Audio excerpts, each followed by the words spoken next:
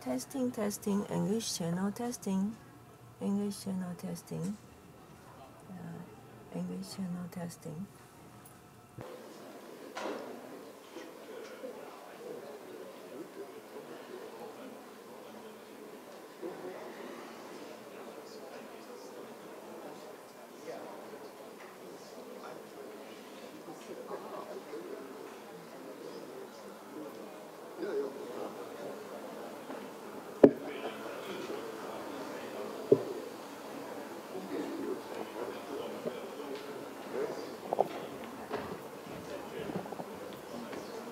Hello, morning. Nice to meet you. Oh, you have this speaking order. Yeah, I got it. Okay. Yeah, it's the updated one. Thank you. Thank you so much. 对。他说我已经有了，然后他说 OK 好。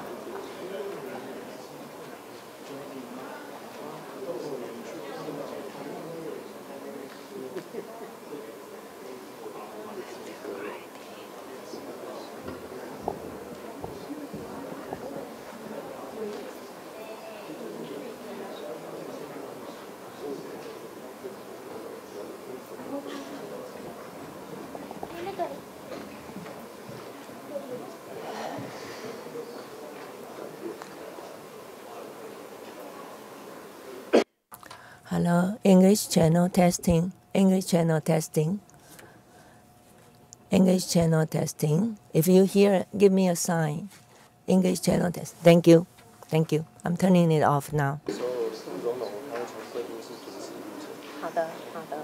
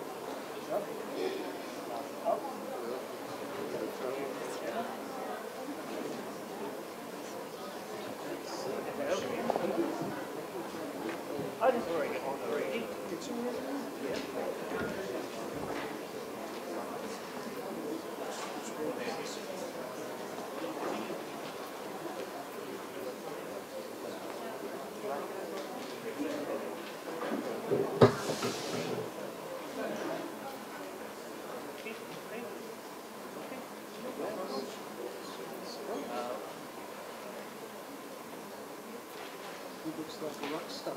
Yeah. Yes, he's a rock star. Yeah.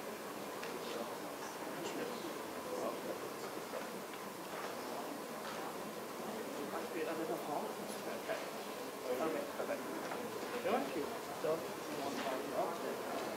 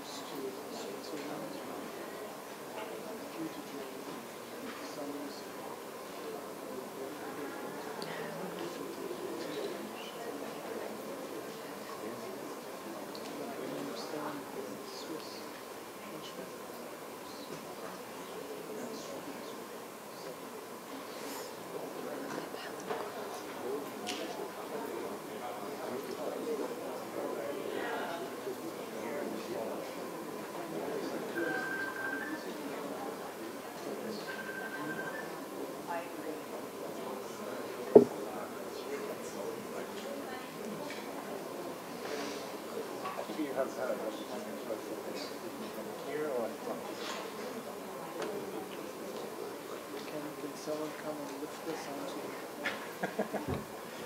I'll be speaking.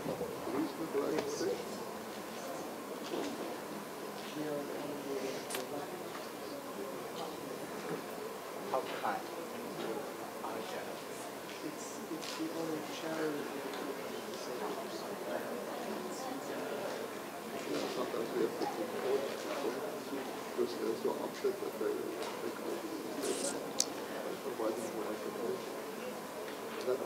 That's your recommendation.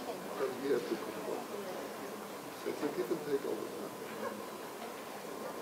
Right. They give us no better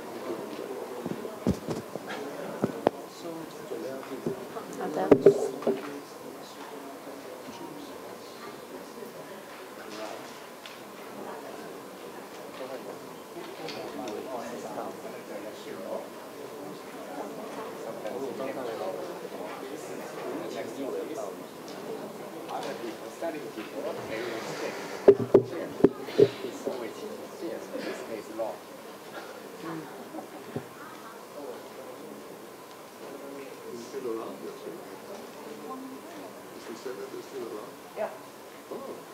He has been working closely with the project in Southeast Asia. His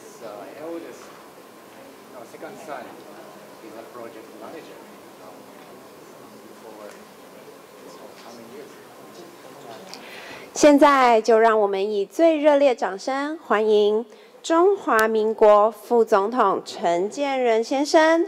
Please welcome the Vice President of Republic of China, Mr. Jian Renchen.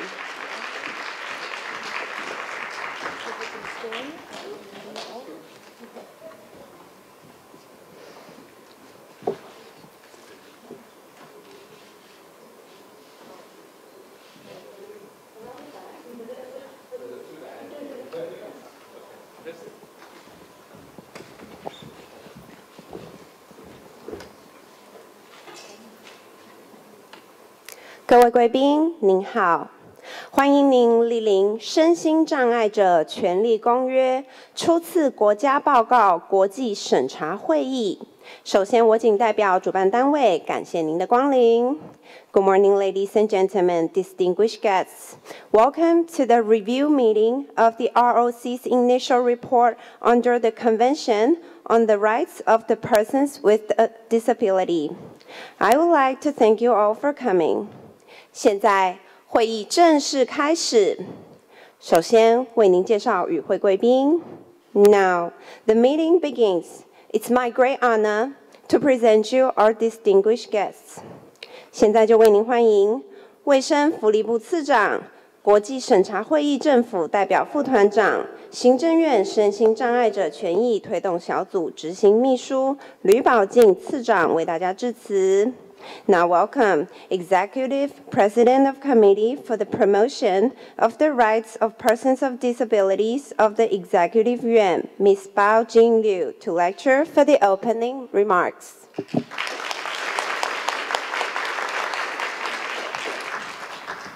客气。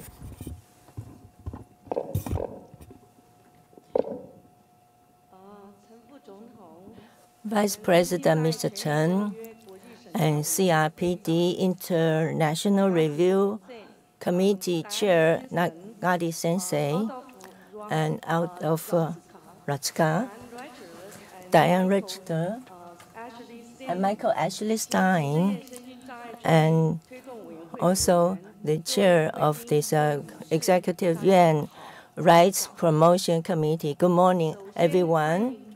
First of all, I would like to welcome the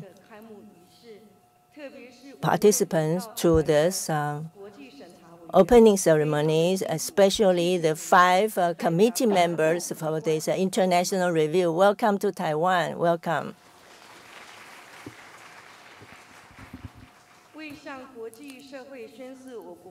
For the purpose of declaring our intention and our aspiration to promote and safeguard the rights of people with disabilities, our government has compiled and finished the initial report, the first Taiwan State report, and we also follow all the protocols for such a state report and the international reviews. That's why we are here. So we use the invitation from the Vice President to invite all these international experts to be our review committees to review our initial state report. And this is a tremendous endeavor. So it's not just a state report only. We also have a number of parallel reports from the civil societies, and there are a long list of issues, and there are also responses came up to respond to all these LOIs. And so with this suggestion from all these international review committees, that's how we could move forward to achieving a better status in upholding the rights of people with disabilities in our rules and regulations, in all these measures, and in all kinds of facilities, hardware and software frameworks. So this is an important step for Taiwan. This is actually a milestone. So again, I would like to thank the International Review Committee.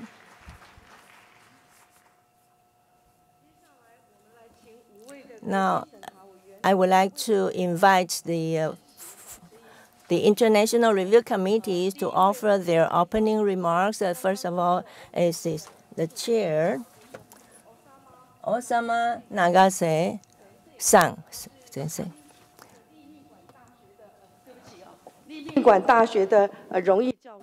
He's the emeritus professor from the Limingguan University. So let's welcome Osama Sensei. 大家好，谢谢。My name is Nagase Osamu.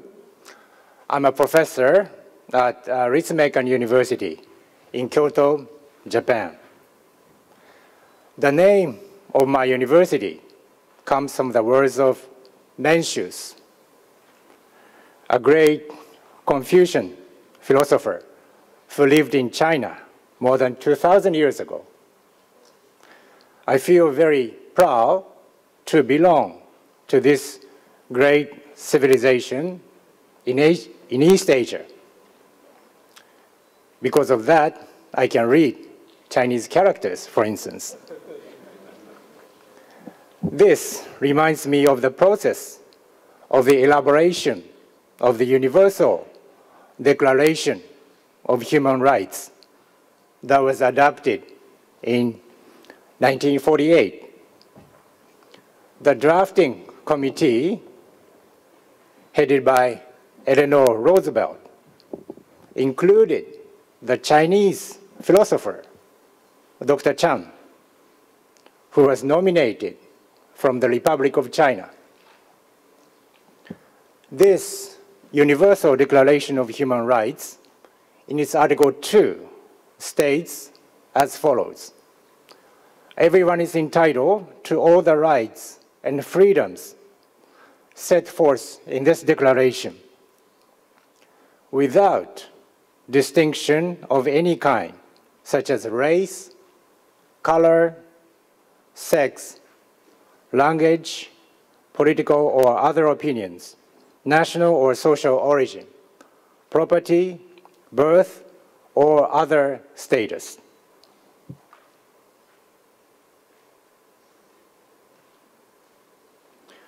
While I note the missing direct and explicit reference to disability there, this declaration started the long journey to the CRPD, which is based on the social and human rights model of disability. CRPD was adopted in 2006. But here, I would like to draw your attention to the second part of the article that says, furthermore, no distinction shall be made on the basis of the political, jurisdictional, or international status of the country or territory which a person belongs, whether it be independent, trust, non-self-governing, or under any other limitation of sovereignty. This reference had the colonial rule at that time in mind.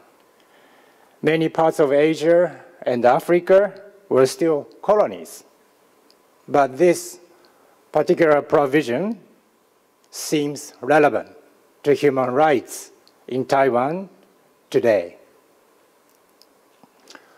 All the more because of this, I feel very honored and privileged to be a part of this exercise that promotes the human rights in Taiwan through the implementation of the CRPD. I have been learning much. I thank the government of Republic of China and people in Taiwan for letting me take part in this precious project. I also thank you all for implementing the CRPD here in Taiwan.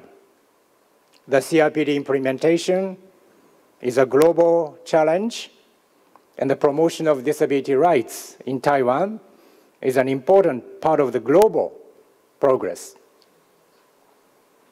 In closing, I particularly thank the civil society and organizations of persons with disability for your information and kind help to the work of our committee. I look forward to learning more from this process. The week ahead can be very rough and challenging, but I do look forward to a very productive week with all of you in the spirit of inclusion and constructive engagement of the CRPD. Thank you, and 谢谢大家。谢谢常赖修教授的演说。现在就让我们欢迎自立生活机构主任 Director of Institute on Independent Living Dr. Ratzka 为我们致辞。Thank you, Director of Institute on Independent Living Dr. Ratzka to give us the opening remark. Thank you. Thank you. My name is Adolf Ratzka. I was the director of the Independent Living Institute in Sweden, which I started in 1993. A few weeks ago, at the age of 73, I retired from that position. The Independent Living Institute is a small civil society center for policy evaluation and policy formulation in the area of disability. We are based in Stockholm. I intend to continue working for disability rights and their implementation also during my retirement.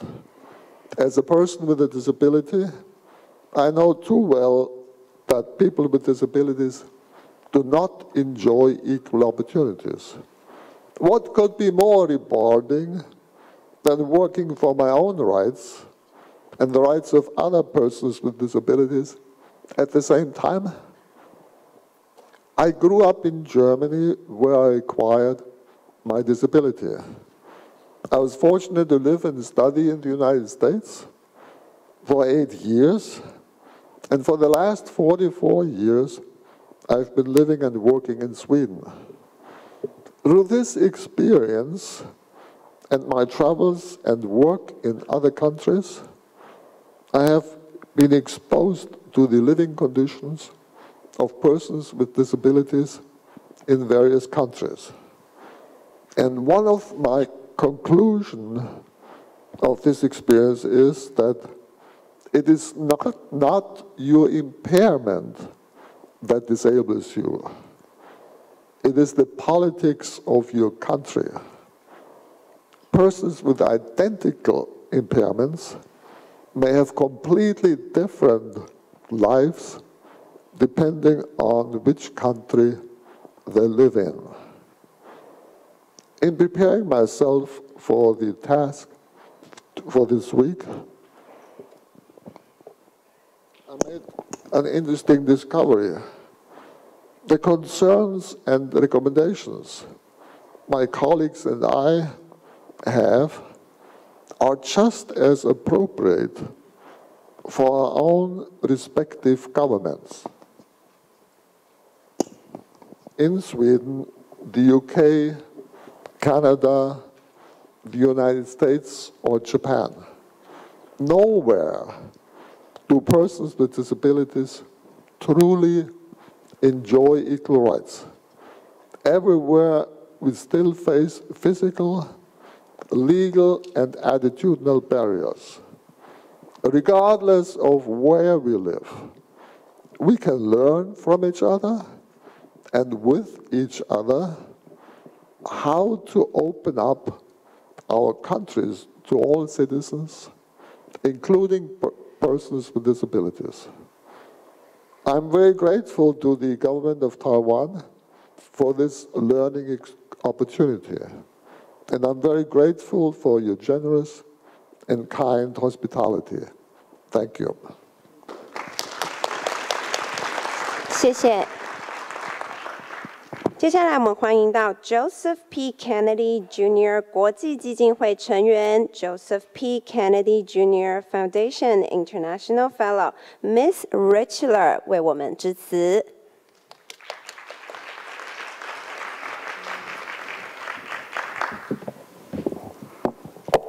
Thank you, and good morning, everyone. My name is Diane Richler. I come from Canada, and it's a real honor to be here today. I grew up during the 60s when human rights were in vogue, and I grew up really believing that the world could be a better place if we respected each other. I started to work with people who had intellectual disabilities in their families, and I started to believe that if our communities would include people who had an intellectual disability, that they could include everyone, and that we could create the kind of world where human rights would be a reality. I was very honored to be part of the civil society collective that was part of the negotiation of the Convention on the Rights of Persons with Disabilities, and learned some very important things from that process. Initially, many of the civil society groups arrived at the negotiations with competing and conflicting desires for what the convention should include. And we quickly realized that the only way that we would be successful in negotiating with government would be if we would have a unified voice. And we made a very important commitment to each other. We decided that no group would put forward a position if another group saw that it would be harmful to them. And because of that, together, we were able to work with government to create the kind of convention that would reflect all of us. I truly believe that by including people who have disabilities in our communities, we create a better community and a better world for everyone. I've been extremely impressed so far in what I've learned about the process here in Taiwan. I've been involved in many, many countries around the world working with civil society organizations and governments on the implementation of the convention. And one of the things that I've seen here that I don't see everywhere else is a real openness and a willingness for constructive dialogue and for honest communication. I expect to learn a lot from this process, and I really, truly appreciate your honoring me in inviting me to be a part of this. Thank you very much. 谢谢。Thank you, thank you， 谢谢。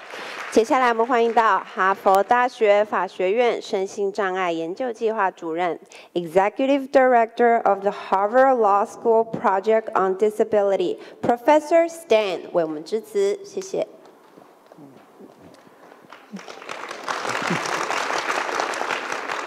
Thank you. Good morning. I'm Michael Stein, the Executive Director of the Harvard Law School Project on Disability, and someone who has been teaching disability law for 25 years. As part of HPOD, we have worked in over 40 countries, probably 43, including Taiwan, but this is my first visit in person, so thank you very much for your warm hospitality. One thing I've learned in working in all those countries and in writing well over 100 scholarly pieces on disability law and policy is that we are all developing countries when it comes to disability. No country is perfect, and we all have a great deal to share and to learn from each other. I would like to congratulate the government of Taiwan for its openness to critique. It is the sign of a mature and confident democracy. I also want to congratulate civil society for their energetic, honest critiques of where they feel their lives are within the government of Taiwan and living as people in the community.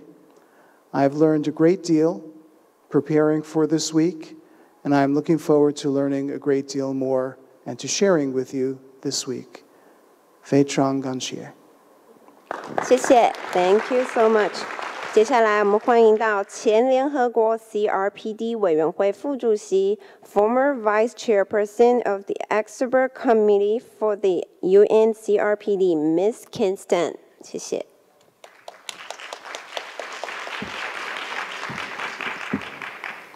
Good morning, everyone. And as I've been introduced, my name's Diane Kingston. I'm from the United Kingdom. It's a huge pleasure to be here, and I just want to thank each and every one of you for giving us the opportunity to have a frank and open discussion with you. This is the beginning of a journey. The government has submitted its initial report. This initial report will act as the benchmark, the baseline for the future of all of the examinations of this country on your track record on implementing the rights of persons with disabilities. It's important to keep this in mind, that this is just the beginning of the journey, and you have a long journey ahead of you. It's a journey for life, for all of us. I note that Taiwan is extremely progressive as a country within the Asian region. This has been demonstrated most recently by your legislation on same-sex marriage, something that's extremely important. As also mentioned, I was one of the vice chairpersons of the CRPD committee. I served for 4 years. It was my pleasure and an honor to serve the United Nations for 4 years, and I led country constructive dialogues across 5 different countries. So no matter what you say to me, I won't be shocked. I promise. Last night we had a wonderful welcoming banquet. And during this time, I heard very many honest things said. I was wholeheartedly happy with hearing about the honesty and the exchange that you want to have. I also heard that 5% of your population are persons with disabilities, and we know that this is very conservative, and it will be something that we will be looking at in depth. I want to thank everyone for organising this great opportunity, for civil society, for the government, for all of the people who are working behind the scenes to make this a wonderful occasion. So thank you and 谢谢. Thank you so much. 谢谢您的精彩演说。现在就让我们以热烈掌声欢迎中华民国副总统陈建仁先生 ，The Vice President of Republic of China, Mr. 建仁成上来我们说几句话。好，我们大家敬爱的身心障碍权利公约审查委员会的。Dear members of the International Review Committee, including the chairman, Mr. Nagase, and Diane Richler, and Aldo Rotzka, and Diane Rickler, and Michael Ashley Stein, and we also have quite a number of legislators, Mr. Zhong Jiabin and legislator Wu Yuqin, and we also have the members from this committee for promotion of the rights of persons with a disability. We have deputy ministers from the Ministry of Foreign Affairs and representatives from the NGOs and friends from the press, and also friends are watching this webcast. Good morning, everyone. A while ago, our friends gave up the signs. Yes, I've seen that. We will make an improvement. We will strive to do better. And without the sign language tablet, I'm sure. We don't have that. So regarding this translation for the silent, for the writing tablet, I will do so. But okay, and say this CRPD came into force in May of 2008. It viewing persons with a disability as a full and equal members of society with human rights and basic freedoms.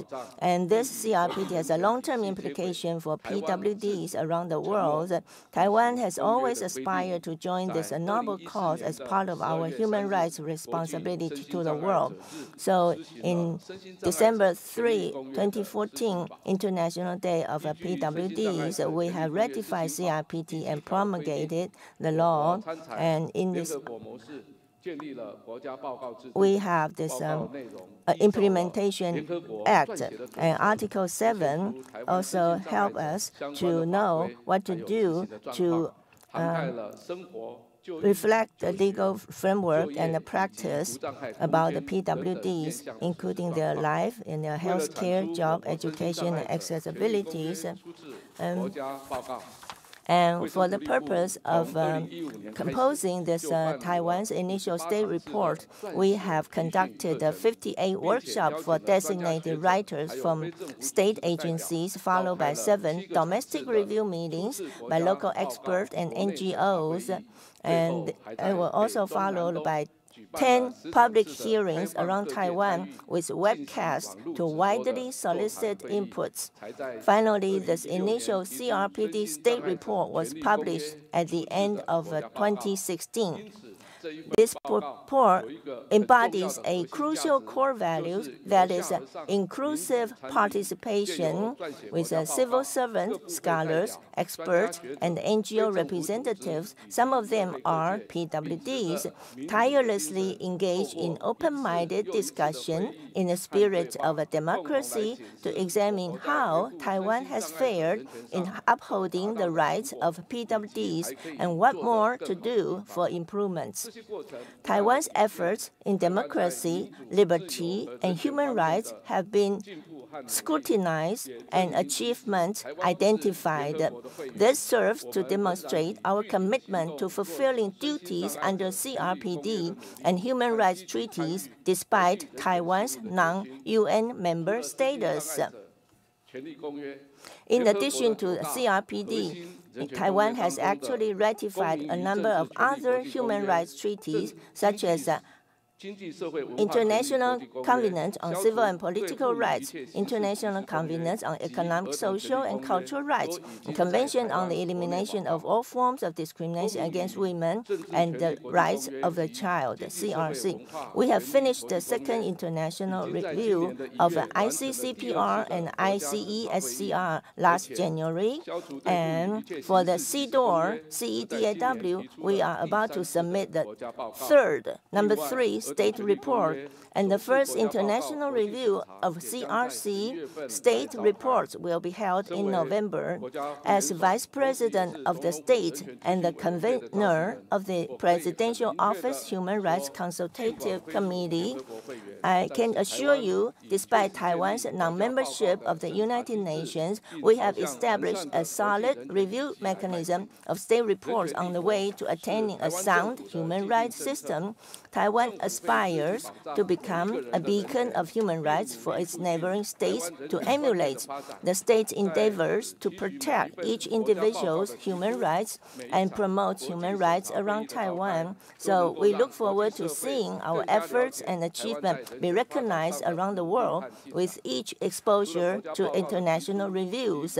Besides having international review of our state report, the 5 branches of the government and authorities at central and local governments have scrutinized laws and regulations as well as administrative measures under their charge to amend improper wordings and operating procedures in compliance with the spirit of CRPD. We have also invited members of the civil society to help identify flaws in existing regulations or measures that are in contravention of CRPD. After 4 such meetings, many phrases have been identified and amended, such as the wordings crippled and useless or retarded have been revised. Meanwhile, people with mental conditions were prevented from engaging in a number of professions, such as veterinarian, pharmacists, or accountants, in their bylaws, which are to be amended to eliminate such restrictions to persons with disabilities.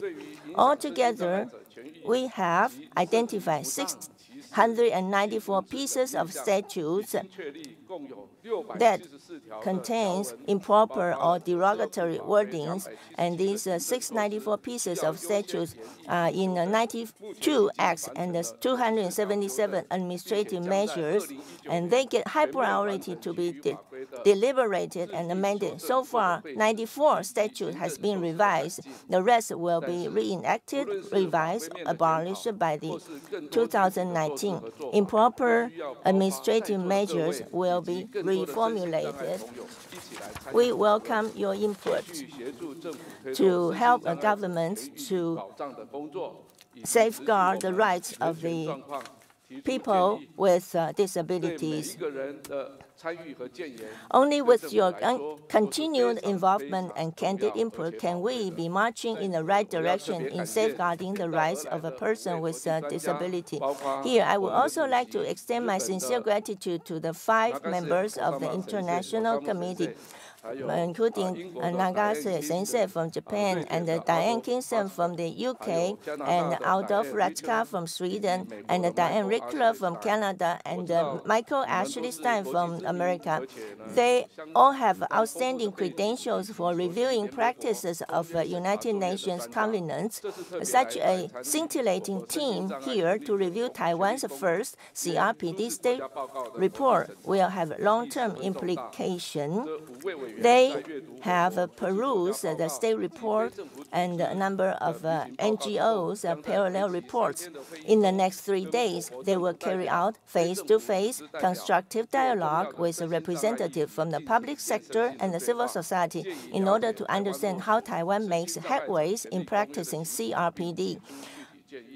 On Friday, they will offer concluding observations and recommendations, which will be guiding Taiwan to navigate in this uncharted territory of CRPD fulfillment.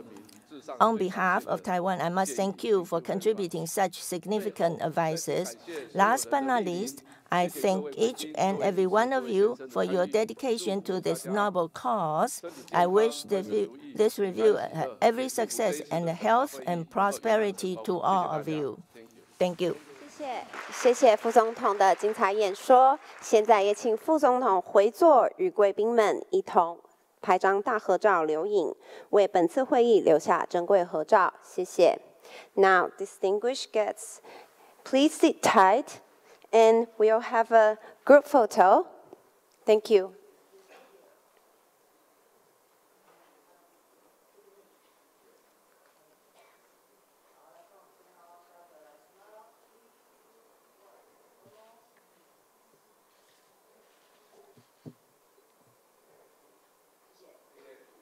谢谢，感谢各位贵宾的参与。现在就再次让我们以热烈掌声，谢谢副总统拨冗前来，谢谢。Thank you all for coming. The opening ceremony is about to end. Let's give a big applause to our Vice President, Mr. Jianren Chen, and thank you everyone for participation. Thank you.2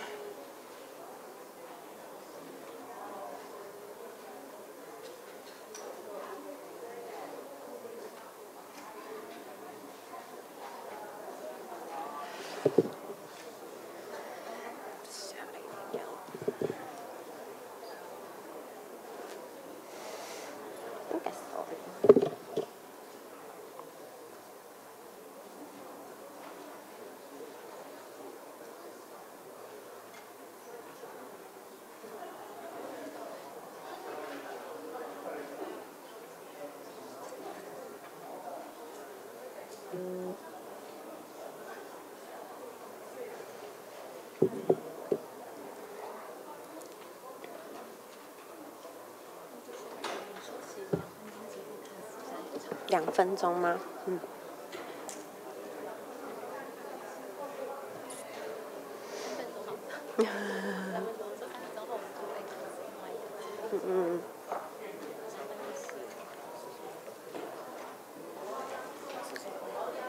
下次。好的，好的。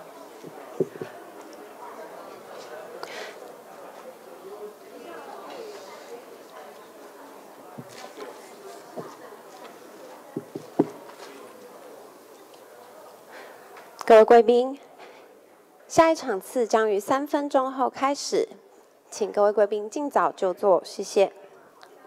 Ladies and gentlemen, the first session will start in 3 minutes. Please come back in time. Thank you.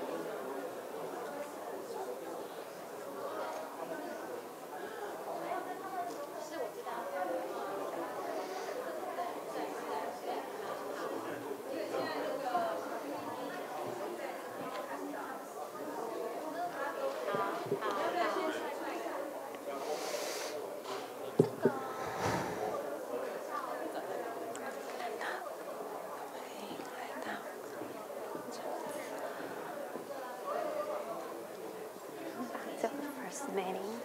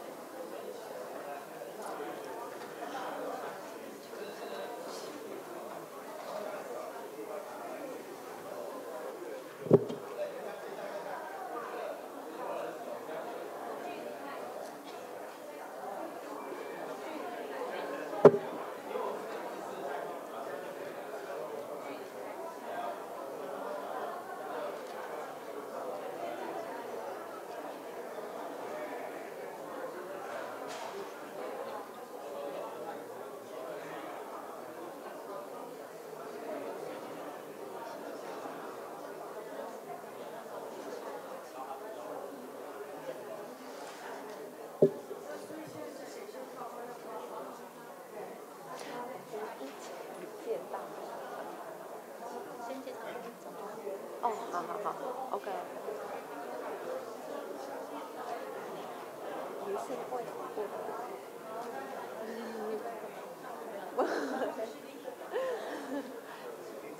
对，就是这个会议，小咖就最小，下面承办小。可是你应该不是那个蛮力的，不是，你是会服务社家属。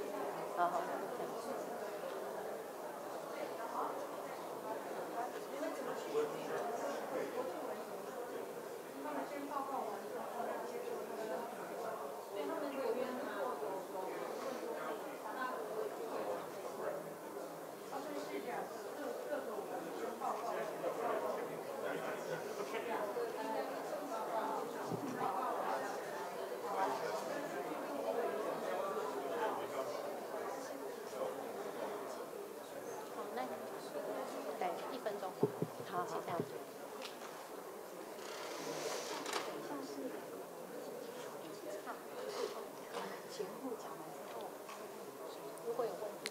各位贵宾，下一场会议将于1分钟后开始，请尽早就座，谢谢。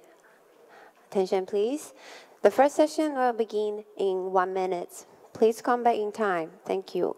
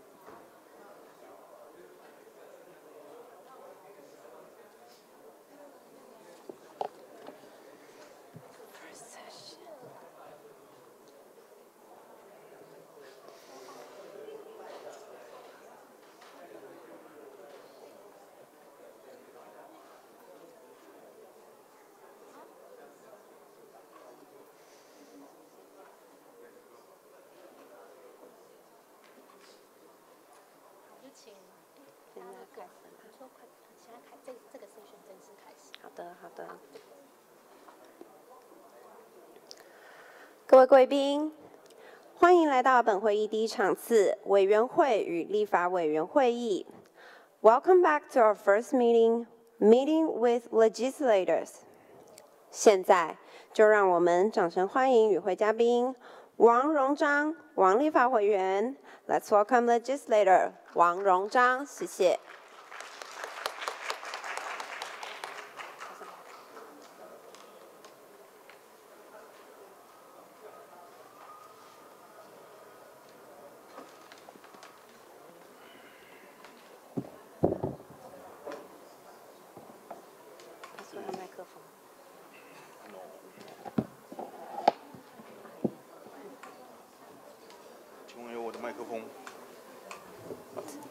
这个吗？这个吗？对啊。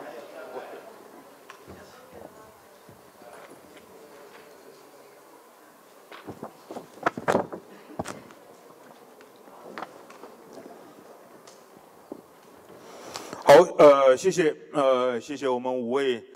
Thank you very much, and we would like to thank our 5 review committee members coming from afar, and also our representatives from different organizations. Thank you very much for the organizing committee for giving me this time to report to you and make from legislators' point of view and legislative Yuan's point of view. Next, Here I have two key points that I would like to provide to our review committee members and also our participants. Part one. I know that here we have the organizations of persons with disabilities and other friends, you know, and in myself in the 1980s, then we have the Act for the Welfare of the Persons with Disabled. I didn't participate there for the first time. For the second stage and the third stage, I participated in the process of promulgation of the Act. So during the past 10 years, in terms of the Taiwan League of Persons with Disabilities, I'm a member of it, and I have partners working there for more than 20, 30 years, and also in the civil society. I also have participated in the process of the Act to implement CRPD. And also during the past 2 years, my participation in the drafting of the relevant laws. And so today I'm going to talk to you about the process and my experiences, and also from an advocate point of view. I would like to talk to you about the education process in Taiwan. Here,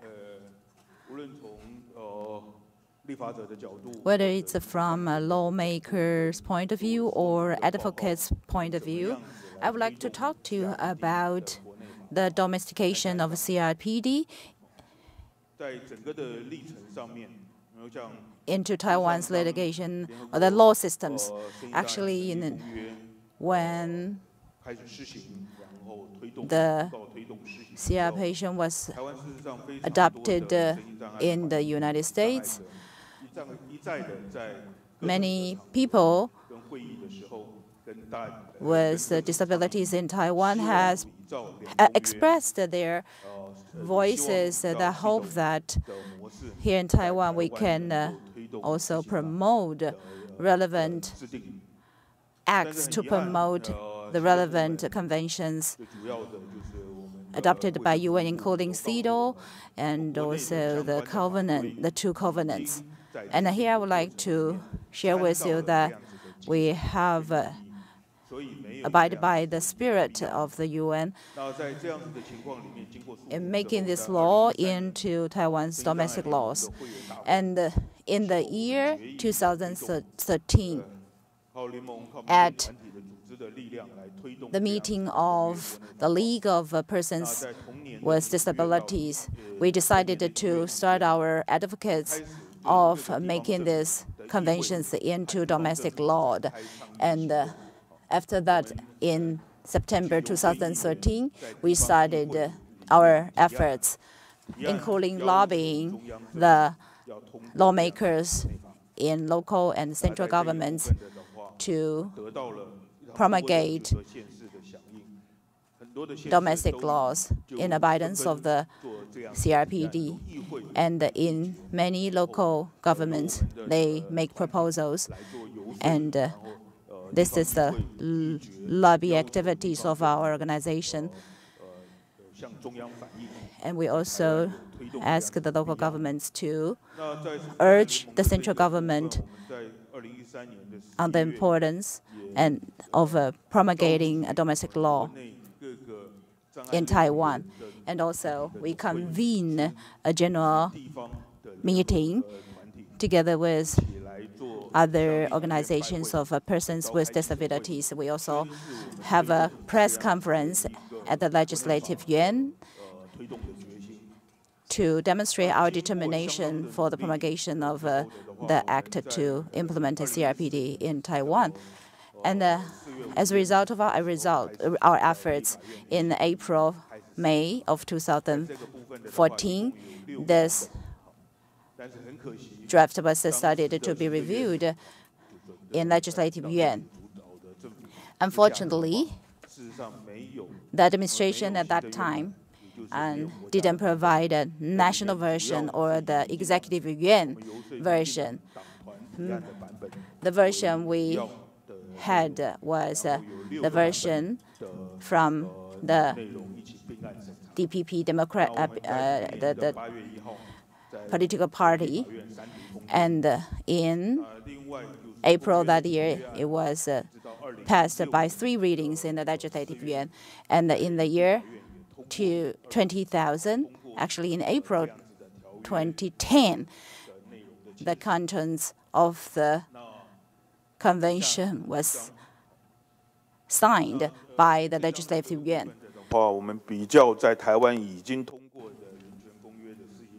So here is Act to implement CRPD, and we also have another covenant that's about anti-corruption. It's not related to human rights. So here we have a table of comparison here. So CRPD, CRC, these 2 were completed in terms of process in the year 2014. And here, then at the Executive Yuan, there is a consultative committee established. And also in terms of national reports on human rights, that was the first report need to be released every 2 years for the initial version, and the final version will be raised within 4 years. And what's missing here was that the government can provide, or the civil organizations could provide legal aid, and if any rights of the persons with disabilities was violated, they can seek for assistance from the legal aid organization. And previously, you hear from our previous speaker about the priority review list. So it was said that within 2 years, we need to finalize the priority list. And after the litigation, the final version of priority list will be completed in 3 years. And within 5 years, all those regulations and measures that violating the spirit of a CRPD needed to be appealed or modified. So that was the process. And here, so you, again, Article 8, we have the contents.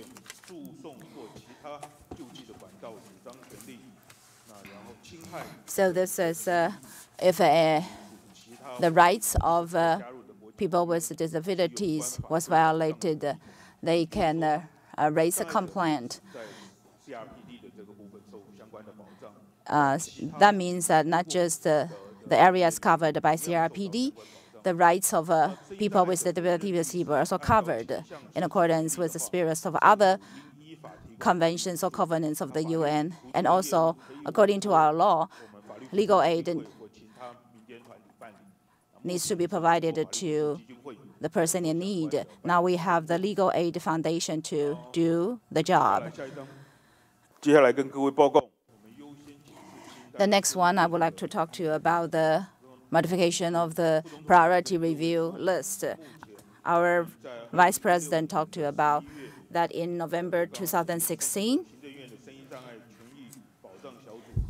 The Committee to Promote the Rights of Persons with Disabilities totally. We have regulations from central governments and the local government, then 319 needed to be modified or further reviewed. Currently, we are only a few days before the deadline for such amendment or revision, because the deadline is December 3rd, 2017. But altogether, we have 59 pieces of laws with 2062 statutes to be revised. But it's going to take a while before they all get fixed. And here, this is the priority list of the government agencies that are involved in all these laws or regulations to be amended, and only this Ministry of Finance and the Legislative Yuan and a Civil Servant Protections Committee, all these parts have been finished. But all those inside this red box, none of them has finished the preparatory work for the laws amendment. And then this is about these administrative measures. This is also the priority list. Altogether, there are 403 administrative measures to be amended. Only 49 are amended. So you see, only Ministry of Finance and the Judicial Yuan have completed their task, but those other ones in the red boxes have still work to do. And we only have 1 month left, but obviously none of them has accomplished any of this work to amend the administrative measures. Next slide. And in this legislative yuan, we also have a number of bills that are intended to revise the laws in contravention to CRPDs. And as you can see here, in Article 27 of the CRPDs, and this is also in this government response, paragraph 227, and it talks about this people with a disability are not allowed to practice professions such as veterinarians, accountants, and so on. So the bill have been proposed to review those, but still there are 21 pieces of laws still discriminatory against a person with disabilities, including as a psychoanalysts, the medical doctors, nurses, and language therapists. Even the people who has the qualification to be practice such a profession, but these laws, these pieces of laws, say they are not allowed to practice these professions, especially people with mental disabilities. And so such laws have been around for a long time. As far as I know, in the past, there were people with mental conditions, they were delicensed. I have asked them whether anyone was with mental conditions was removed from practicing such a profession. They say, oh, no, none of these have happened. But all these associations, such as bar associations, they say, well, we still need this piece of statutes there. So if that piece of statute has never been used, how come we don't just remove it, just delete those from the law? And then here is another piece of law that is about this civil servants retirement. And before Taiwan revised this annuity act, and there was a social insurance involved, because participating in this pension or insurance, that is a right for everybody, and this is not just for people without disability. However, because of the design or the flaw of this law, but people with a disability, perhaps they retire early because of this early aging symptoms, so they are forced to accept a lower pension allowance. And so we have been able to revise this relevant laws that's governing the civil servant, because in Taiwan, this annuities has a different treatment to people of a different job or different employment. So we have also tried to promote various amendments to this Annuity Act, and there are separate regulations. So I believe people with disabilities are also entitled to the same type of pension allowance as people with regular abilities. So there should not be any discrimination against people with disabilities. And so we have this labor insurance or military personnel insurance, and relevant pension regulations also needs to be revised. And let's talk about this commercial insurance policies. And in Taiwan's Insurance Act, Article 107, paragraph 3, it talks about for people who lacks the ability to discern the fact from non-fact, and the Insurance Act says the compensation can only be given in partial portions and not full compensations.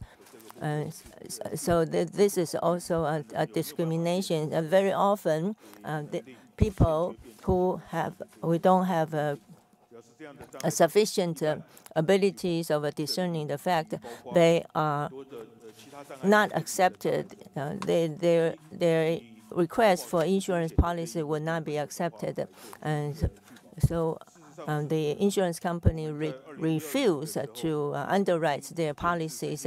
But back there has been a database to classify whether there's the certain person has a higher risk. We try to have this kind of a database, but because nobody has been accepted, nobody's with a disability has been accepted to have this insurance policy, especially the life policies. So there is a lack of data regarding this. And regarded as a mental disability or physical disability, and a lot of time we can get them permanent or long-term jobs, and they are capable of affording such policies. So we believe this kind of a restriction against a person with a mental or physical disability is not fair, and should be removed. And then we also would like to talk about another restriction, that is there is airlines, they say for people with a vision impairment, they could not board the flight alone. They need a companion, and the companion's ticket has to pay a full fare. And then the airport also collects 1,500 Taiwan dollars for extra service. And if this person could not use this elevators, so there will be additional charges to serve this person with a vision impairment. Just for entering the cabin, entering the passenger's cabin, there is an extra cost of maybe a few $100 US worth. And so we have talked to this government, and they agree this is a discrimination against people with a visual impairment. So they say starting December 1st of this year, or excuse me, November 1st, meaning the day after tomorrow, they are going to lift this ban. But this kind of regulations already is a discrimination. So I believe the Ministry of Health and Welfare and the Taipei city government should have sanctioned such behavior by the airline. Next.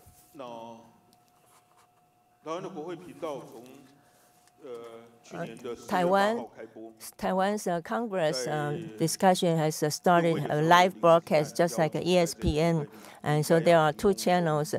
But we also propose to have this sign language interpretations along with this web broadcast. But the excuse for not providing this was that they have a lack of signs language interpreters, or sometimes these symbols are difficult to interpret or new terms. And they also say inside this conference forum, no one unrelated parties should be present.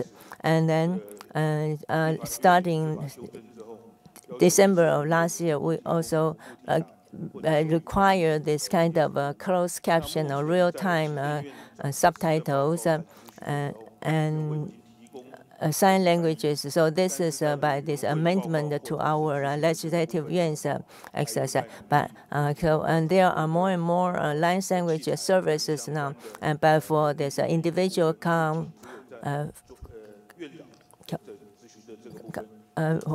for individual legislators' speech, we don't have that yet. Only for the speakers' speech we had that. And then here is another reason. In Taiwan's national park, they have an ocean park business, and the vendors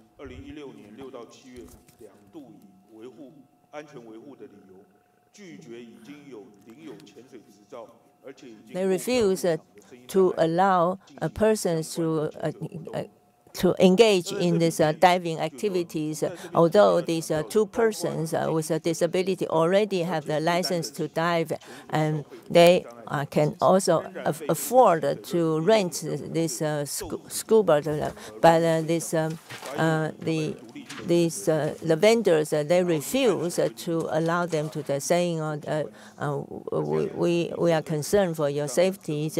But this was actually a concession vendors at the national park. So we believe such kind of behavior is in contravention to this Article 3 and of the CRPD, and also this is in the paragraph 262 of the state report. So as you can see, all these examples I have cited to you are the real examples. They also demonstrate the obstacles we have in the future trying to fulfill this our duties under the CRPD, and these are also the challenges for us. And as far as we know, and we have these 4 obstacles. Number 1, these general public, they don't have a sufficient appreciation of CRPD, and this government, they don't have the political will to push through CRPD implementations, and the people with disabilities or their families or even professionals also need to change their mind. So this is no longer just a charity, and this is not a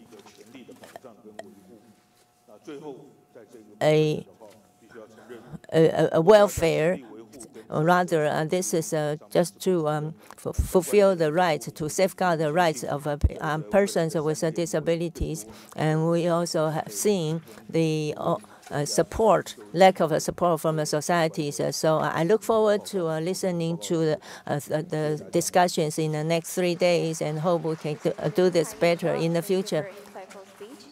接下来我们欢迎到吴玉琴吴立法委员为我们发表演说。Let's welcome Legislator 玉琴吴。Thank you.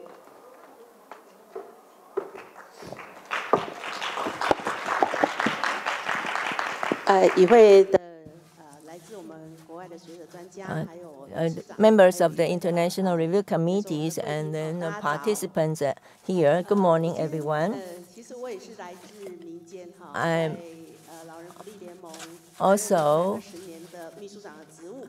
I work in the disability area. So for 20 years, I work as a secretary of the Senior Citizens Association.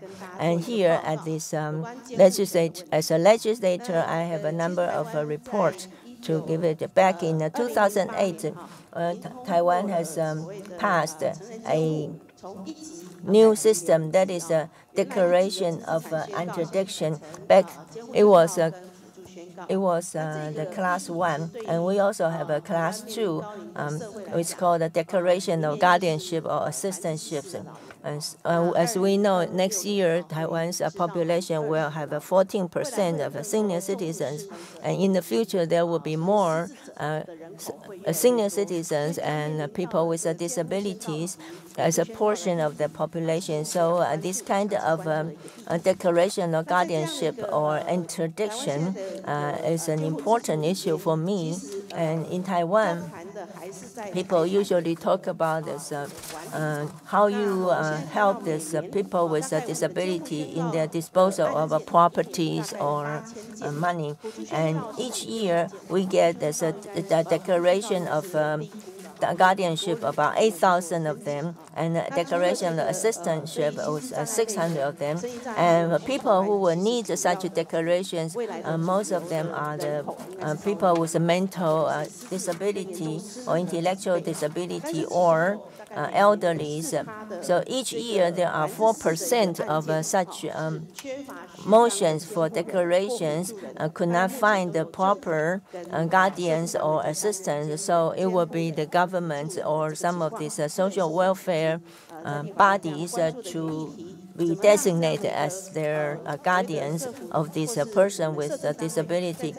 In Taiwan, under this pressure of administrative branch, what more can we do?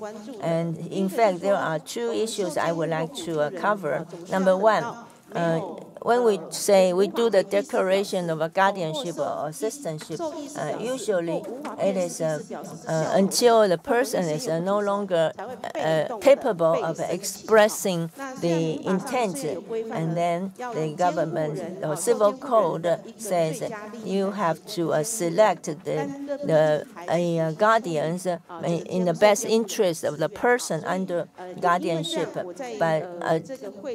But still, this is not out of the intention of this person under guardianship. So in the previous session of our Congress, I said perhaps we need to revise the specific sections in our civil code for the person under or to be under guardianship to express its intent to select a guardian, and for this guardian to exercise his or her legal rights.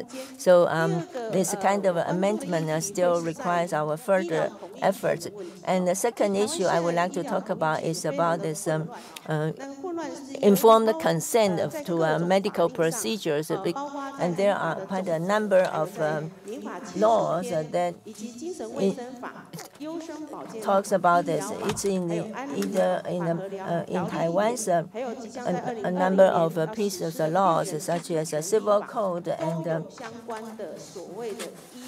Mental Health Act or Genetic Health Act and so on. They all talk about how to help people to get the medical treatment, but we don't know which piece of this law is the priority to consider for people who are under the guardianship when they need this medical treatment.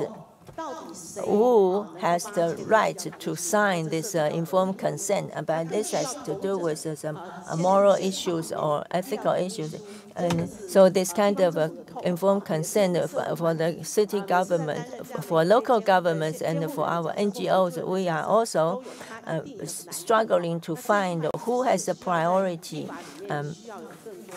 as these the guardian to sign this informed consent. So regarding this, I think this has to do with not only this legislating piece of law, but also regarding this informed consent to a medical treatment. How do we prioritize these 5 pieces of laws and to identify the guardian who can sign this informed consent? So I would do more work in the legislative yuan in order to safeguard the rights of a person with a disability.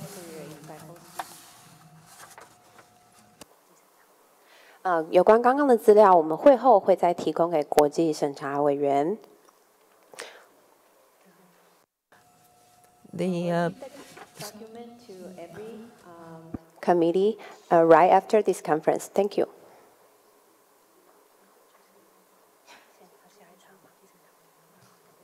Do you have any questions to raise? 请问有任何的问题需要现场讨论的吗？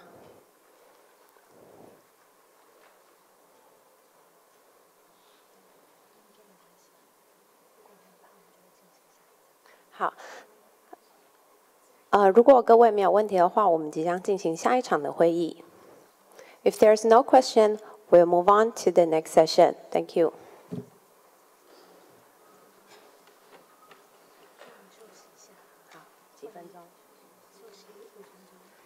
好的，现在我们即将休息5分钟的时间，请于5分钟后再回到现场，谢谢。We'll have a short 5 minutes break. Please come back in time. Thank you.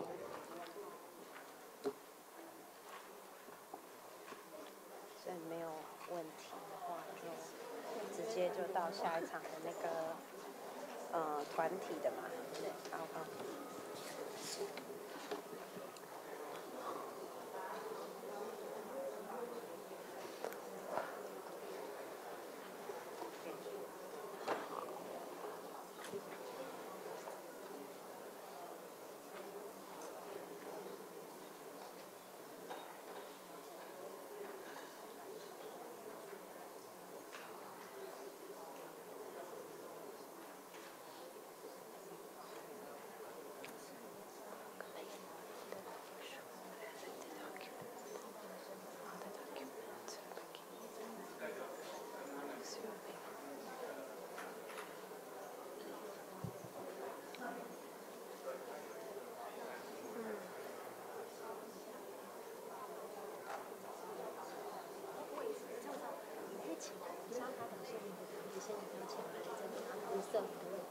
好的，是下一场的吗？对。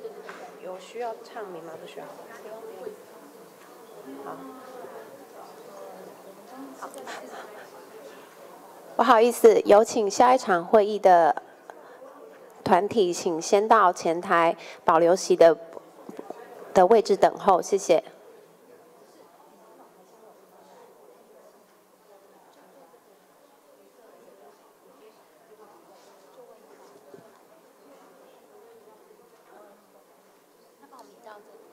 这边吗？好。面对舞台右前方。面对舞台右前方。标妹们还没到这里。好啊。好，我念一下，好，我念一下。这中文就可以了，对。好，对，中文就可以了。再次提醒，有请中华民国身心障碍联盟人权公约施行监督团体、台湾社区居住与独立生活联盟，请以上3位团体请到台前右前方等候区，谢谢。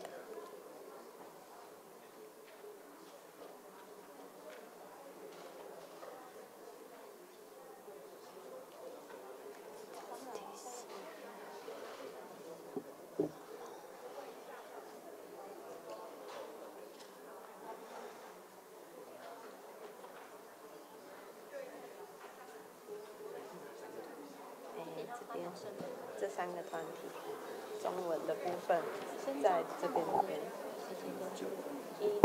后面这个是，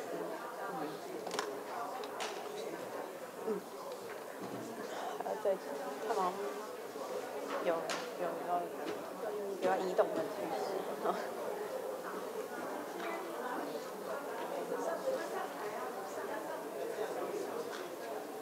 他们问要不要直接上去。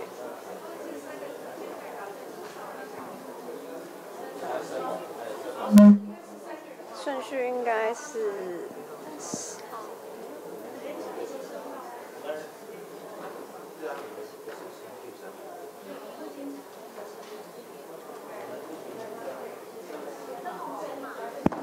身心障碍联盟线。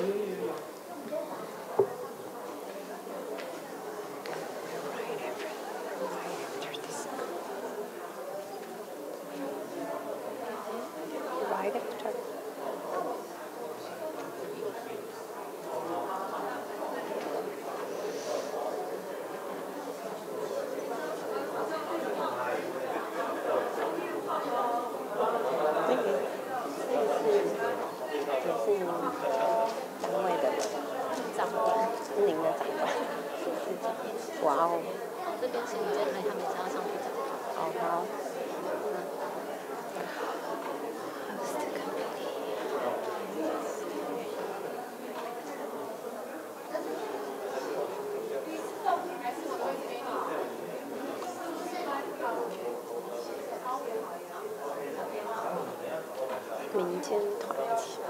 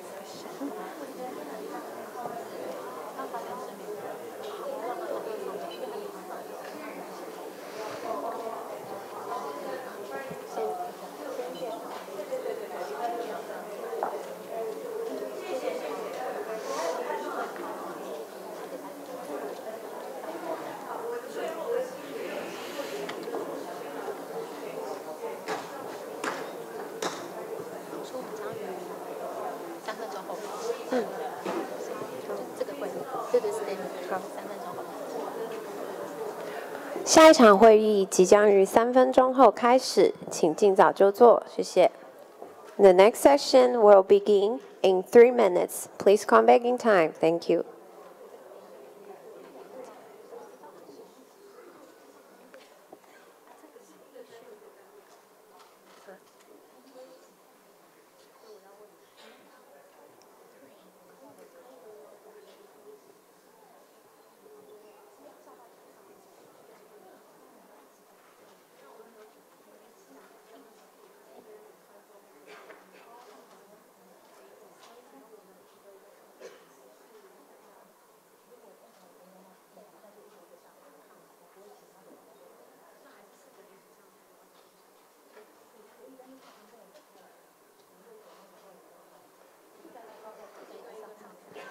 那我还是照顺序介绍。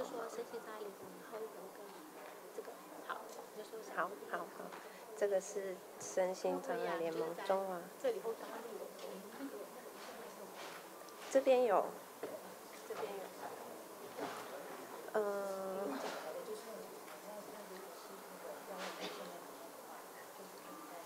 看起来大家都准备好了。先介绍刘轩文是不是？我就说，等下我们会先有身心障碍联盟的这个。好。各位贵宾您好，本场次为非政府组织代表发表声明。This session is statements of NGO representative. 现在就让我们欢迎身心障碍联盟理事、中华民国聋人协会理事长牛宣文。Let's welcome the League for Persons with Disability. 宣文牛 ，Thank you.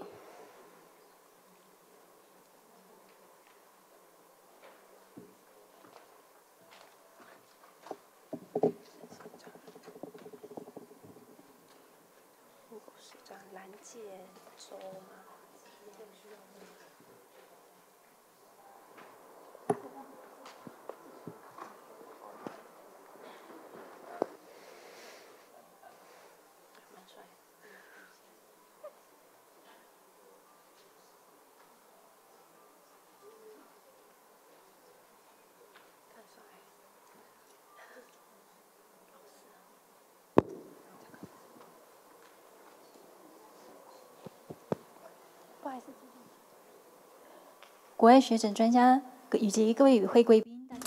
International Review Committee members and ladies and gentlemen, good morning.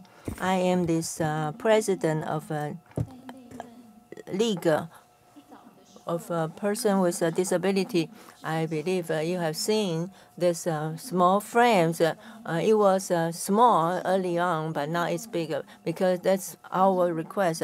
They didn't ask us. They thought that a small frame would be sufficient. If they have asked us previously, we would have asked to have bigger frame or even a separate screen, and then because the small frame was very difficult, and then also the background color was not proper for us to see. It was very difficult for see, and so I believe such improvement is very good. And with this kind of a real-time closed caption or sign language, I wish the organizer could have asked us earlier. So it was a pity that we missed the first hours due to this insufficient facilities, service, because disability is part of a social diversity, and CRPD requires a recognition and support of people with a hearing impairment. Taiwan, we should have this sign language to be part of the official language because it is important for sign language to be on the equal status with other languages such as Hakka or Holo, Taiwanese language. If they are not getting the same equal status, then you won't be able to communicate with people with a hearing impairment. So we want to get a better development here. And for example, even the government has to make an announcement. You need to have the sign language and the writing tablets to uphold the rights of people with hearing impairment, such as when we go to this government office to do work, and we need to ask interpreters of sign language to help us. And regarding education, I realized that Taiwan do not pay too much attention to sign language, and they don't teach this. I believe sign language should be a part of this our regular educations, and for person with a disability, or especially in hearing impaired, if they could learn this sign language as well as oral language, that would be nice for them to communicate better. And so I believe the Ministry of Education could, in the future, invite people with a hearing impairment when discussing about this rights of people with disabilities. They should not just exclude our rights, exclude people with impairment. Like in the United States, they have a sign language service. And so in a lot of public places, people with hearing impairment can enjoy all kinds of activities just like everyone else. And I also realized that the children with hearing impairment, they get limitation or restriction about the time, because children are entitled to equal rights to education. So the government should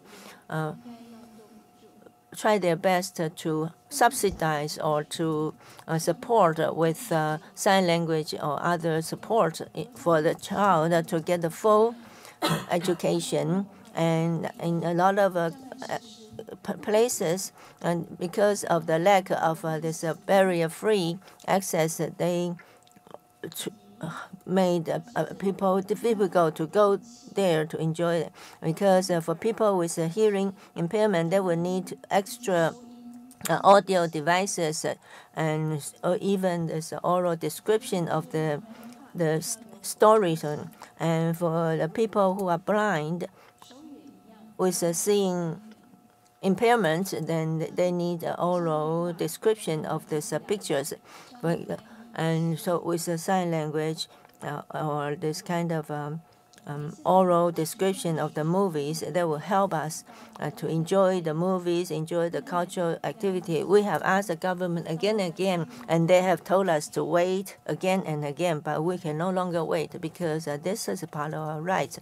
The government should provide such a support, and in the public places or on transportation vehicles, when there is an emergency or an accident, usually there will be a broadcast over the microphone, but for people who have hearing impairment, they will not be able to know what to do or which way to go to escape to safety. So this could cause a loss of life. This could be very serious. And in terms of emergency information or this and are not sufficient. For example, in elevators, in case of a fire, the wheelchair cannot use this elevator, but only the stairways are available. But what would people with in wheelchair do when they are in the high floors? And so in an emergency, when persons with disabilities, but different disabilities may require different type of consideration to get the message about how to escape to safety and how to leave this place of emergency. So, and especially in the natural disaster, or when there's a fire, earthquake, or typhoon, I believe more consideration should be given to the public facilities for persons with a disability to escape. Like if there's such emergency, such as a tsunami in Japan in 2011, there were a lot of people with impairment hearing that could not escape. But and these people, they cannot get the information about the tsunamis coming.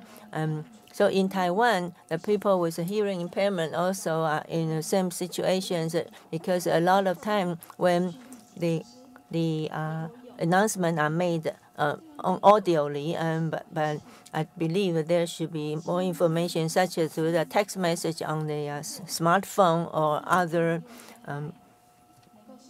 text information for them to go. And also it will be important to have some kind of exercise or drills for people with hearing impairment to know which way to go to safety. The above is my presentation. Thank you. Thank you, Ms. Liu. The next one is also from the League of People with a Disability, and the name is Lan Jiezhou. From the League for Persons with Disability, Lan Jiezhou. Thank you.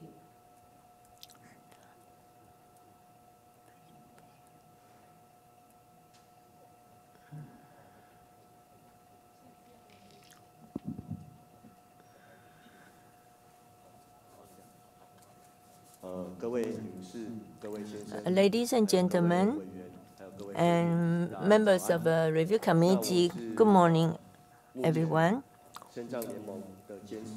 I am one of these director of League of a Person with a Disability. I'm also the Parents Association of Vision Impaired Persons. So I would like to make the following statement. First of all, I appreciate this opportunity to give my presentation, to have my voice heard at this venue. For a long time,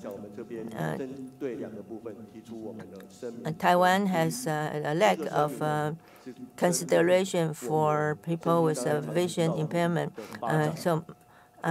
Taiwan, in the long-term care service development, has a pay little attention to person with a disability. I would also like to talk about the budget allocations.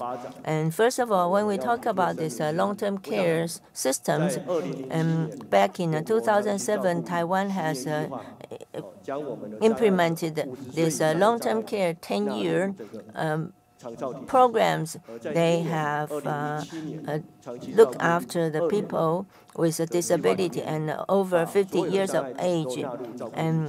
And this second decades, we call this a long-term decade program 2.0 will also look after a person with a disability under the age of 49. But I think because of this evaluation or classification tables are not able to reflect the actual difficulties in our movement. Because when we look at this classification chart, sometimes we have people with a severe disability, but with this assessment system, they were determined to be in no need of long-term care, and so were excluded from long-term care. And so I believe we should need a more sophisticated assessment system in order to look after the needs of all this person with a disability comprehensively and individually. And the second issue I would like to raise is that in Taiwan, we have a lot of a budget for long-term care, and there are A, B, C classes.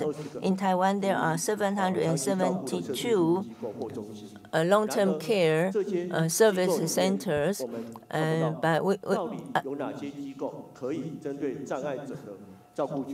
but I have not seen any of these service centers to be able to provide long-term care sufficiently. So the government also claim they have a 720 long-term care service center, but I believe you need to have a survey, some kind of an inventory system to classify these institutions, so which one could serve which type of person with the disability. And then in our long-term care 2.0 programs, we see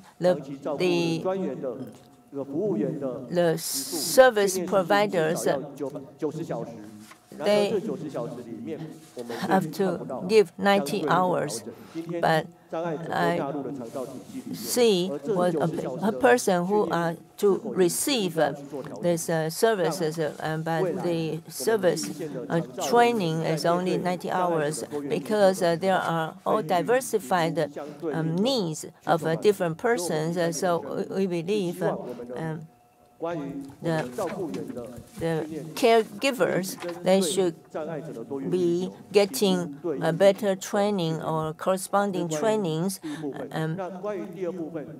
to serve their clients best. And then in terms of budget allocation, we understand the government has earmarked lots of money for the service to long-term care of a person with a disability. But regarding this, I have a number of concerns. From the central government to local government, a lot of times such a budget are given to institutionalized care with very little to individual or community-based care. As a result, these persons with a disability have to leave their family in order to live inside the institution in order to get the care, get the service. But we know there's a trend to go de-institutionalized. So I believe the government could allocate more money to support the community-based care. That is our wish. So with this kind of community-based care, then the person with disability don't have to leave their family, to be far away from their family. And we have seen most of these subsidies are in cash, less in the actual service deliveries. But I believe the local government could strive to improve their service in the form of service delivery rather than paying out cash. Because if you don't have a good service delivery, the person with a disability, even if they get this subsidy in cash, but they still nowhere to purchase the kind of service needed. So I believe this is a community-based service or accommodations for the person with a disability is highly desired.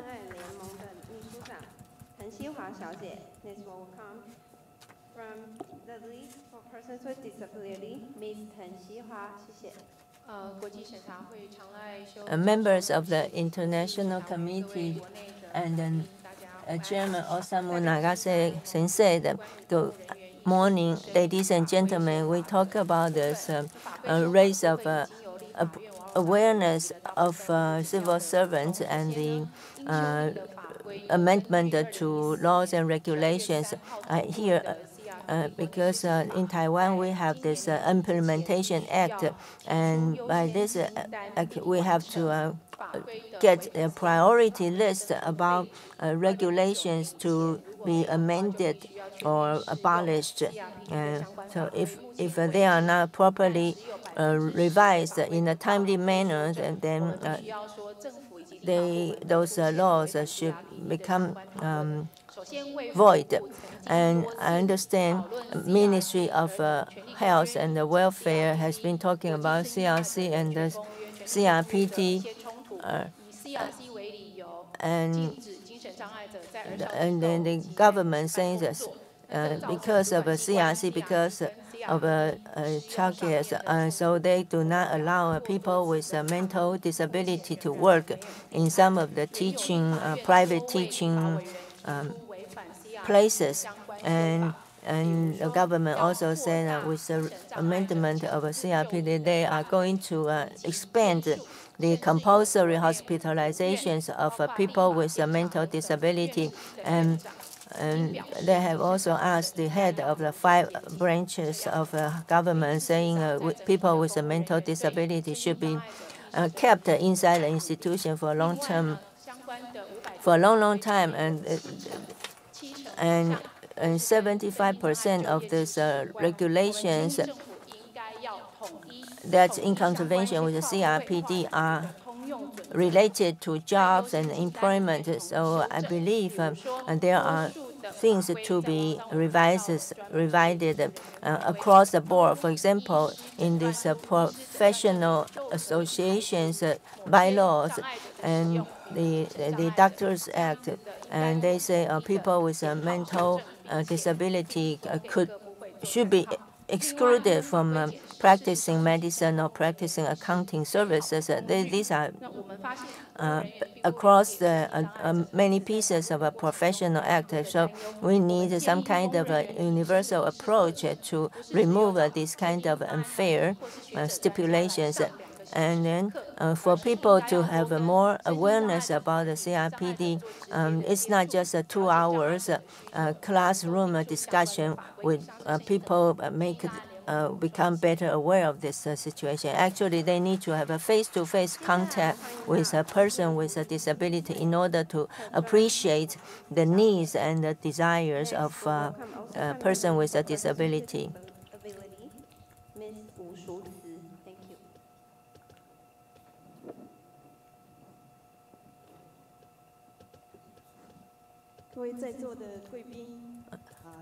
Distinguished guests, good morning. I better stand here, otherwise I will block by the flower. And on behalf of women and the children with disabilities, to make a statement here.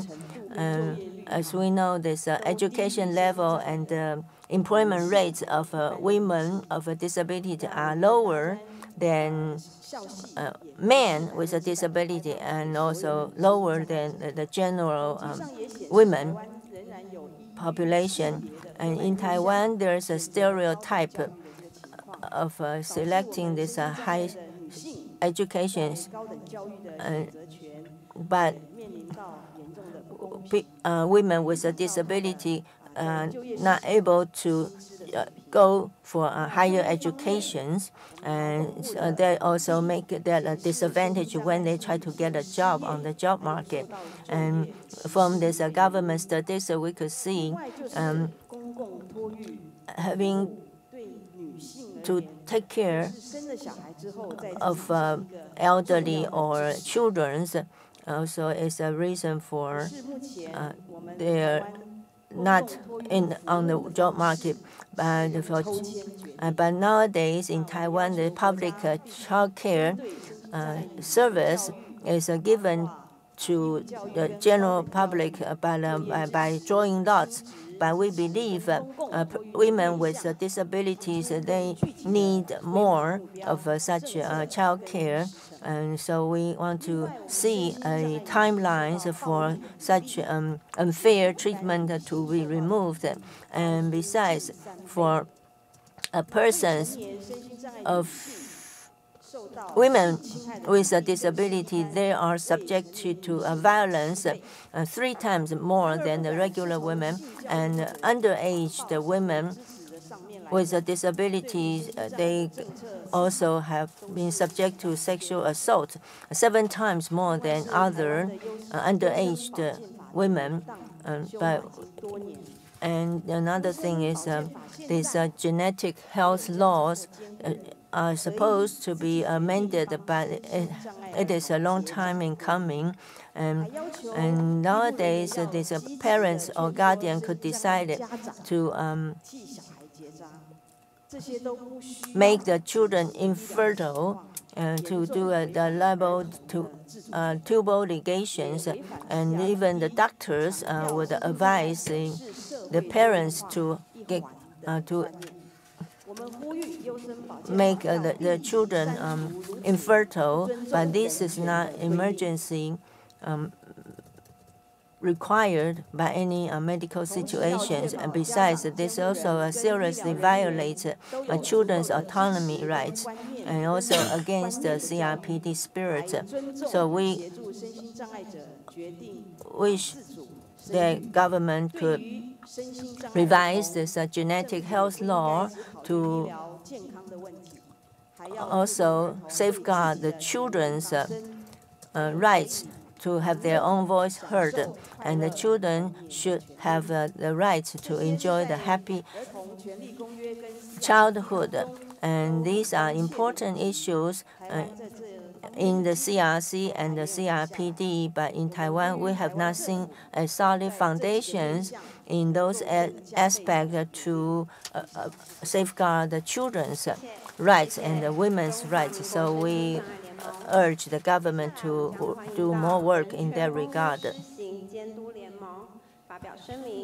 welcome Covenant Watch to issue the statement. 首先代表1是行无碍资源推广协会 on Taiwan Access 许朝富总干事，谢谢。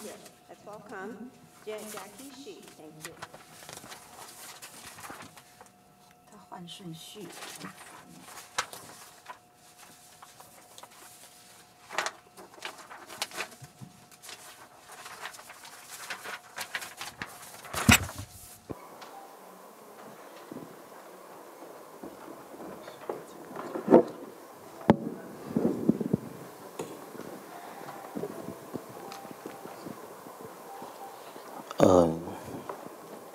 大家好， Good afternoon. I'm from Taiwan Access for All.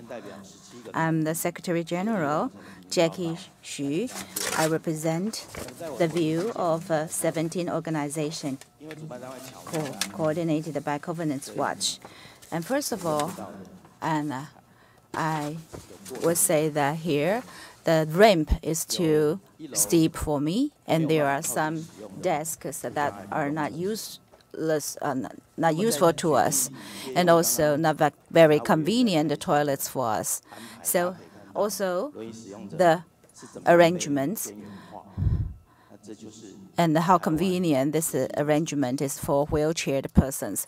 So you can see the reality that the people with disabilities are facing in Taiwan. And now let's come back to the parallel report. Now here, the government of Taiwan stops still facing the rights of the people with disabilities with the slogan of love, caring, and services. And did not recognize the rights on equal basis and others. So in many places, we see the love service bell, love service desk, love elevator signs, but only point to the provision of temporary assistance instead of an overall efforts toward making accessibility possible. So in many settings, accessibility facilities were regarded as meeting the needs of a minority, such as wheelchair. And also, when we look at the seats of a Taiwan speed rail, and also only restaurants larger than 300 square meters are required to be accessible. So the percentages are too low, and the government didn't provide overall accessibility. And also in the process of making these policies, the participation of people with disabilities were either absent or limited. And also, only when necessary, accessibility equipment or facilities will not be included. Also, our voices has been ignored, and also it's nothing about us by us. Also on the CRPD Article 3, and also the government should review the gap between CRPD and the Taiwan's regulations and administration measures, but most of them is just superficial review or just by wording, checking out whether they got wordings of discrimination. However, how to substantively protect the rights of people with disabilities or enlarge the participation of people with disabilities. These parts are not enough. And also we found some in violation of the spirit of the PWD, and also in terms of providing accessibility, most of the time they are limited to physical accessibility. I mean, in terms of accessibility in buildings and constructions. So we're talking about public places. The relevant laws, the definition of public places are limited to certain places, but many places like exhibition halls or etc. were not included in the regulations. So I would like to let you know from several points about this attitude of this government. You know, on campus, you know, as long as there is only one building providing accessibility, then that means they have done it. But not that all the buildings on campus need to satisfy the needs of accessibility. And also, concerning education, some schools require the parents accompanying the students to receive education.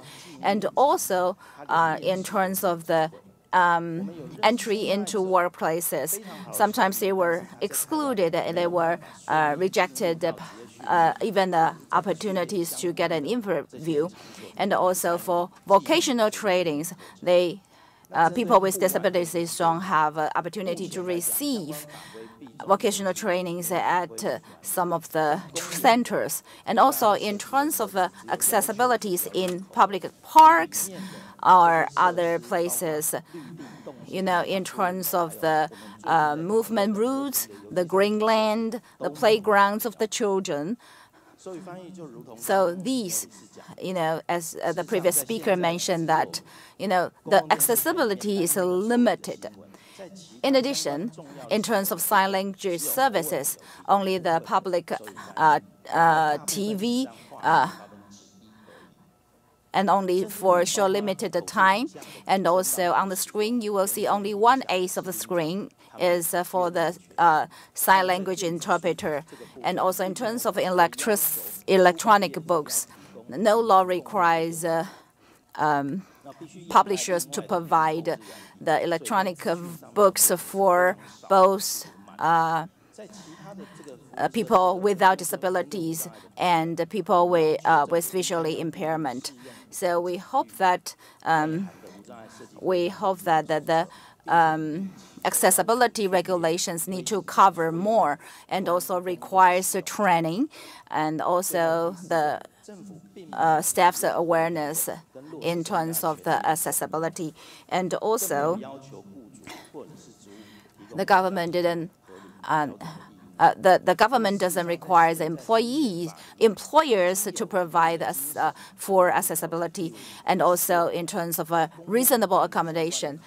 Actually, in our relevant articles, in terms of the examination services for people with disabilities, it requires that when people with disabilities join in the examinations, reasonable accommodation need to be conducted in order to provide them support and assistance in their joining the examination and also broadly in their living. So also, all aspects need to be covered more than the education or training aspect in this Special Education Act. And current regulations didn't require the party involved to provide reasonable accommodation. And if we appeal for regulation or administration measures, it is hard to be ruled that it's a violation of the rights for people with disabilities. So there are still these rooms for us to consider improvement. Now we would like to invite Lin Junjie.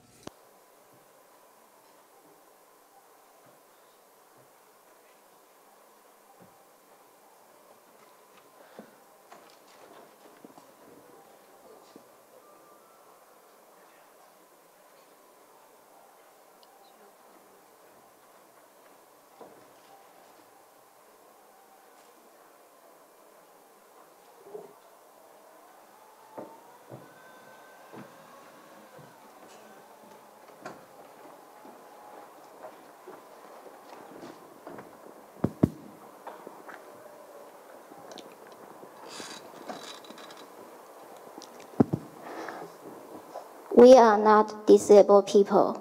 We are a person. We don't have human rights because the government disabled us. 我们不是障碍者，我们不是身心障碍者。我们的障碍是来自于政府造成给我们的。We are not people with disabilities. We are disabled because of the government's policies. My name is Lin Junjie from Independent Living Association. Here, I would like to reflect the reviews of 17 organizations coordinated by Covenant Watts. All the way during the process of my arrival here, I saw a lot of policemen, many policemen. This is the first time that I participate in an event like this, and the policemen blocked my way into here. They were standing there and blocking this accessibility ramp. And also, as previous speakers mentioned, that many of the inconveniences at this venue, actually, before the review meeting, we raised our requirements several times to the Ministry of Welfare and Health and Welfare. So from today's situation, indeed, there is still a long way before we can realize the CRPT. And today I have 6 points to raise. Since the domestication of a CRPD in 2014, the government has not taken active steps. For all levels of the government, civil servants, they generally have not learned to understand the rights of persons with disabilities. They regard people with disability as a burden on social resources and responsibility of our own and our families.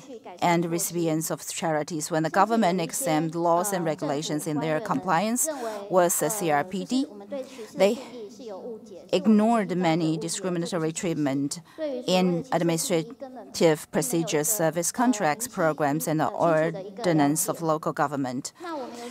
And then we see many this kind of treatment, not just in our regulation and also in some of the penalties and other relevant administration measures, and they haven't been reviewed in detail. For example, we've raised the litigation. We would like to review on the discrimination when people with disabilities would like to purchase insurance. The Financial Supervisory Commission subsidized the insurance companies to provide the so-called micro-insurance policies to people with disabilities, preventing people with disabilities from obtaining full protections as laws of provided to other people, and also in terms of the service, the people living in communities. Then, in terms of providing accessibilities in the residential areas, and also in terms of applying the subsidies.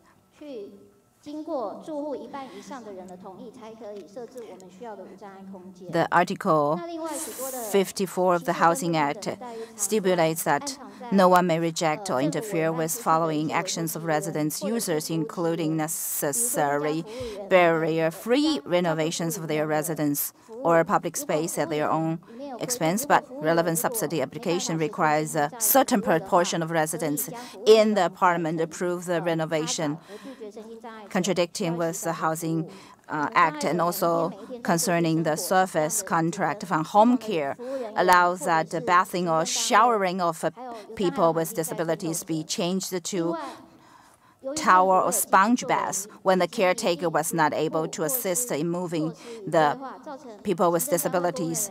Therefore, these are the realities we are facing.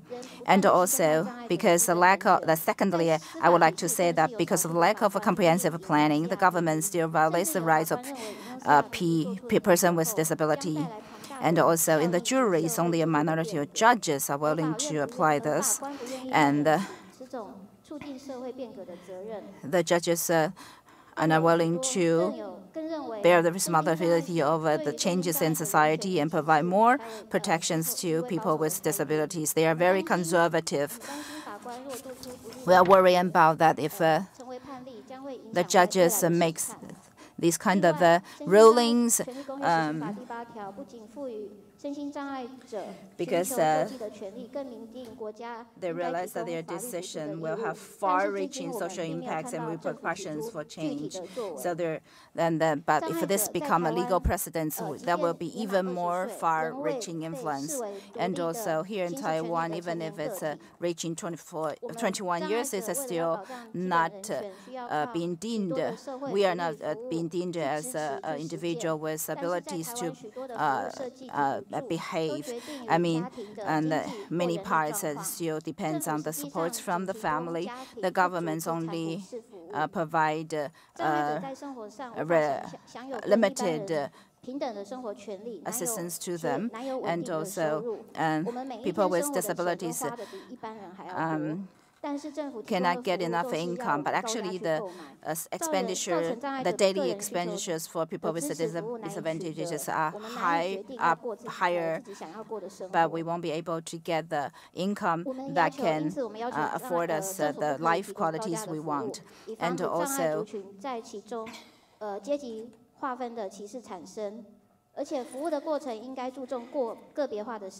in the process of providing services, the differences between different kinds of disabilities are ignored, particularly the needs of women with disabilities. The consideration of gender differences are not included, and also in Article 19 of the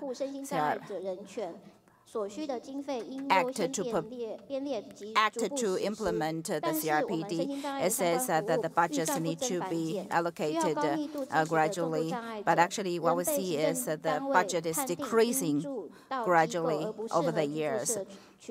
这明显的违反了权利公约、身心障碍权利公约的处置是比比皆是，我们 And we have seen 无法去突破。 many cases that in violation of the spirit of a CRPD, we have difficulties making a breakthrough here, and also in terms of the long-term care, and also now it opened the market to insurance companies and other civil organizations to be able to provide service to the long-term care services to people with disabilities. 用高工时、低价位的方式雇用及剥削了外籍劳工的权利。 And also in terms of hiring or employment of migrant workers. Migrant workers, they work for long hours with lower pay, and also their rights are also violated sometimes. And also they replace some of the job opportunities for people with disabilities. We hope that people with disabilities job opportunities can be further extended for us to earn the income sufficient to maintain the quality of life that we want, that we need. And also, the government needs to have a more concrete planning for realizing the CRPD and also a mechanism of monitoring. Even though at the executive end there is a committee to promote the rights for people with disabilities, but we haven't seen concrete actions. Here we urge to establish a National Human Rights Commission to monitor the realization of rights of people with disability, and also in the process, the participation of people with disability in the formation of policies, design of services, and evaluation of performance was quite limited. The government set up some committees, but participation of people with disabilities is limited. So many policies were made without any formal requirements on participation or consultation. We require our participation in the issues that are related to us. Watch Mr. Hu Shengxiang to issue this statement. Thank you.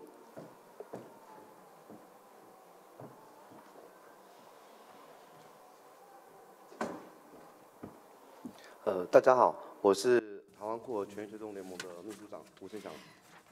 Hi, good afternoon. My name is Nelson Hu, Secretary General, Taiwan Gender Queer Rights Advocates Alliance. I also represent 17 organizations. What I would like to report is, number one, people with disability has to be addressed regularly every 6 months to qualify for the disability card, which entitle them for particular subsidies and services.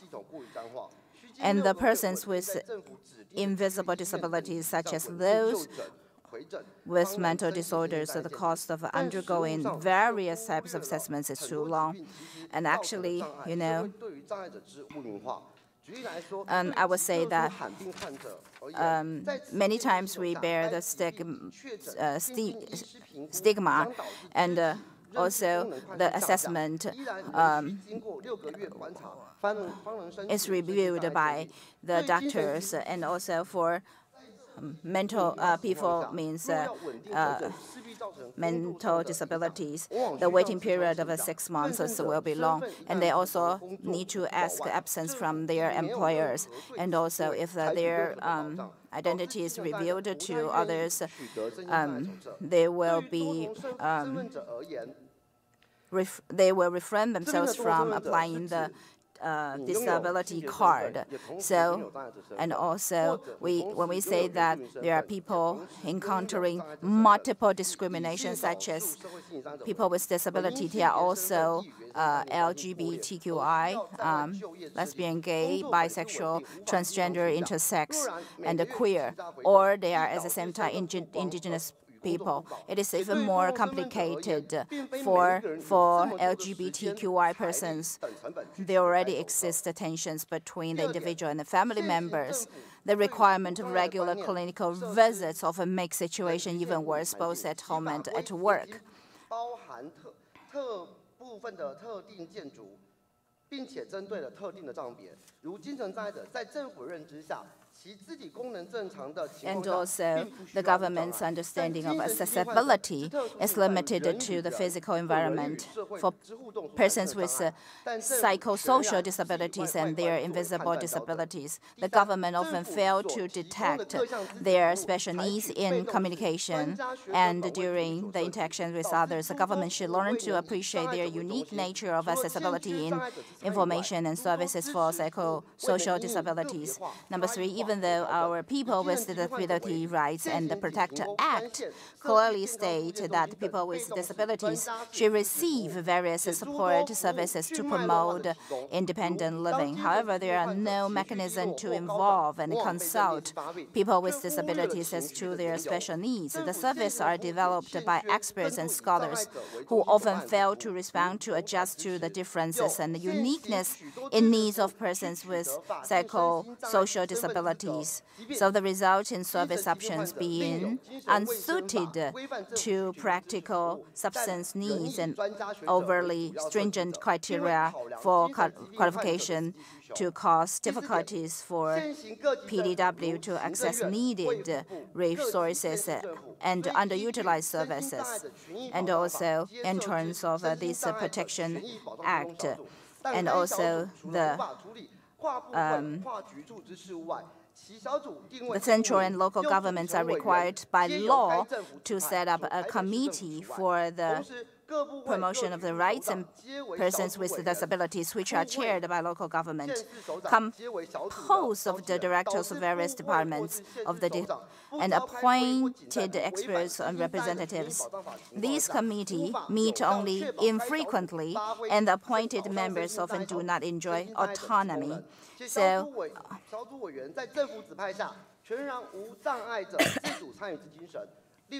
another thing I would like to talk about the mandatory assessment community treatment review committee. Is made up of medical professionals, family members, and legal professionals. But many of the committee members are still assigned by the government. Thank you, all representatives from Covenant Watch. 接下来，让我们欢迎台湾社区居住与独立生活联盟周月清教授发表声明，谢谢。周月清教授以及涂莹莹小姐，谢谢。Now let's welcome Taiwan Community Living Consortium, Professor Zhou Yueqing and Ms. Tu Yingying. Thank you.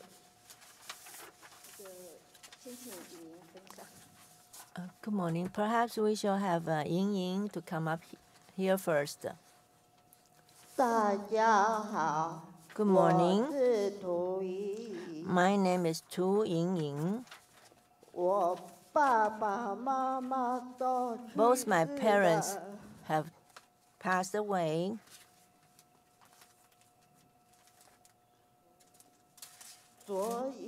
So I was placed in a Wufeng nursing home environment. Starting in year 2011, I began to live in a Gongxue home supported by the Maria's Foundation. I like this Gongxue home, this place. I like to live in a community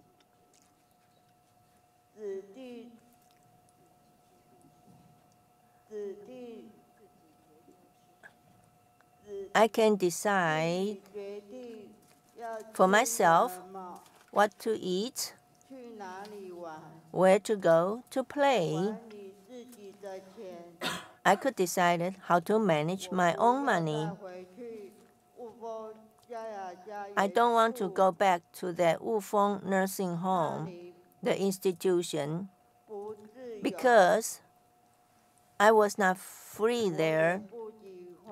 I didn't like it.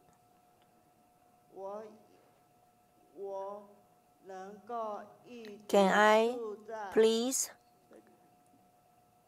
live in the communities forever? I'm fearful of the thought that I might have to go back to the nursing home. Thank you. Thank you, Ying Ying. Yeah, she is very nervous. My name is Zhou Yueqing. On behalf of Taiwan Community Living Consortium, I am a director. I would like to make the following statement. For people living in the community, also with a disability, choosing where to live is a basic human right. Starting in 1985, the first Monday of every October is a World Habitat Day. And then in December 13, 2006, the CRBD was passed. And then Article 19 also indicated we should have the right to choose where to live rather than being placed to be with other people. And in Taiwan, we have a lot of big nursing home institutions or hostel, meaning a night stay only, the group home. But Taiwan, in the Housing Act, also declared that where to live is a basic right. And the government's CRPT implementation law also requires the government to help to develop relevant regulations to allow persons with disability to have a better choice, because independent living and self-determination is the core value of human rights. And back before 1950, the Western world already started to go de-institutionalization. So in 1960s, there was more and more community-based care, and then throughout the decades, we have been able to see the new ideas about the personal assistance that is in Taiwan, and we need to live in an inclusive society. There was an example, 1993, and in Sweden, in 1995, in Norway, they shut down the nursing homes, institutions, and then 2005, UK, United Kingdom also closed down the last institutions, and the United States, they also shut down all those institutions over 16 beds, and they only go for the community-style living under 4 people, and Japan is also moving in that direction. But somehow Taiwan refused to take this international trend in this 3 type of living mode, that is 100 bed institutions, or under 50 bed group home, or under 6 people community living. And there is a research indicated that actually the living quality is best in a community living with under 6 people, and the worst living quality happens in the institution, and not only to the person with disability, but the staff has the highest level of satisfaction when they work at this community living setting. And this research also indicated the cost in community living is actually less than institutionalized service. Because if you in the communities, the cost would be about 17,000 Taiwan dollars, and then group home costs about 20,000 Taiwan dollars, but the institutions cost 28,000 dollars per person. In Yangming 教养院, is one of the big institutions each year. Based on their 2015 expenditure, we found out that each person per month costs 83,000 US dollars, and this is not counting this land cost or the depreciation of the buildings. Somehow our central government never appreciate or recognize this world trend, so it has failed in proposing effective measures to promote community living. Rather, we have more and more institutions that's more than 100 beds.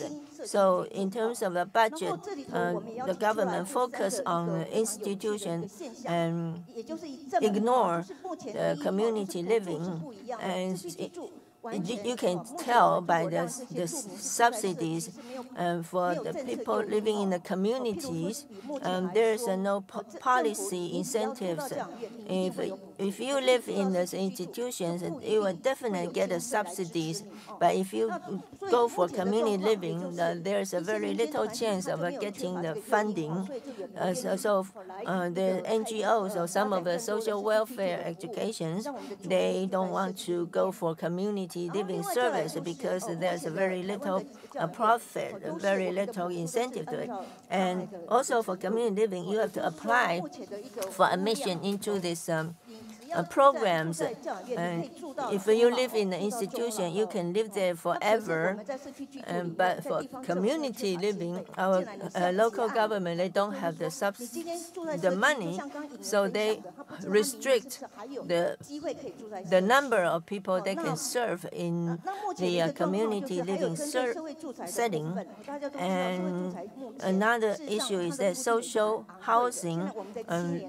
Nowadays, the social housing is very relatively unaffordable, not just for people with a disability. Even the young people started their careers in the job market cannot afford to live in the social housing, and also there's a social housing exclude the person with a disability. So we have the following three petitions. Number one, when we have this state report every 4 years, please, Ministry of Health and Welfare, you have to propose a better policy to promote community living. And we also need to set up a time frame to de-institutionalize those big institutes. Number three, we want political incentives to give these NGOs better incentives to try to operate and set up community livings for persons with a disability.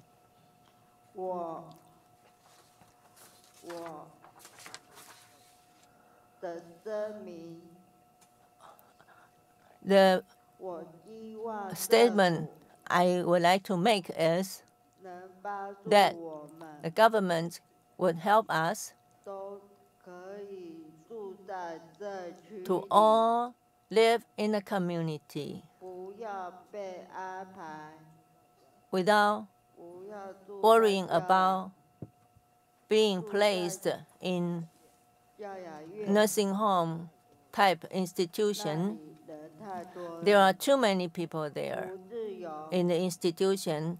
We don't have freedom. Thank you. Thank you all. Thank you for Taiwan Community Living Consortium. 本会议到此告一段落。现在是午餐时间，请大家拿着您的餐券到场外报到处兑换午餐。下一场会议将由下午1点40分开始，请尽早回座，谢谢。This session is coming to an end. Please take your lunch coupon to the registration to redeem your lunch. Thank you. The next session will be start in 1:40 p.m. Please come back on time. Thank you.